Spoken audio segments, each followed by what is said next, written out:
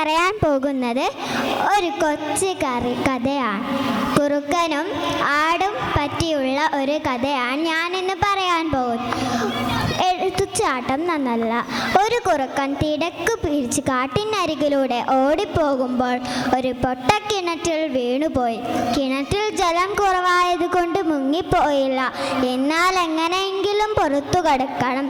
അങ്ങനെ വിഷമിച്ച് മേൽപോട്ട് നോക്കി നിൽക്കുമ്പോൾ ഒരു നിഴൽ അവിടെ കണ്ടു. ഒരാട് ദാഹിച്ച് വലഞ്ഞ് കിണറ്റിനരികിലെത്തിയതാണ്. കിണറ്റിനുള്ളിൽ കുറുക്കനെ കണ്ട് അത്ഭുതത്തോടെ ആട് ചോദിച്ചു, അല്ലേ ഇതാര്?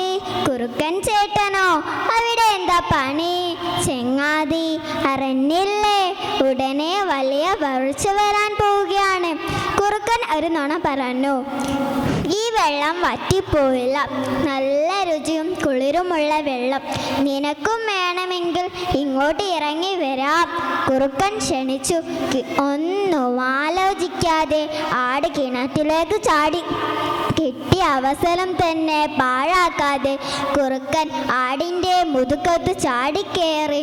പിന്നെ തലയിൽ ചവിട്ടി കിണറ്റിനരികിലേക്ക് കുതിച്ചു. ഭാഗ്യത്തിന് അവൻ വിളയിൽ തന്നെ വീണു. കുറുക്കൻ തലയും മേലും കുടഞ്ഞ് കുറുക്കൻ എഴുന്നേറ്റു. കുറുക്കൻ കിണറ്റിലേക്ക് എത്തി നോക്കി. പാവമാട് പാതി വെള്ളത്തിനും വിഷമിച്ച് മേൽപോട്ട് നോക്കി നിൽക്കുമോ?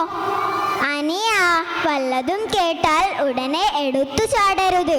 അതിനു മുമ്പ് സ്വയം ആലോചിക്കണം. ഇതും പറഞ്ഞ് കുറുക്കൻ വാലും ചുവറ്റി അവിടെ നിന്ന് പാഞ്ഞുപോയി. ഈ കഥയിൽ നിന്ന് എന്താ പറയുന്നത്?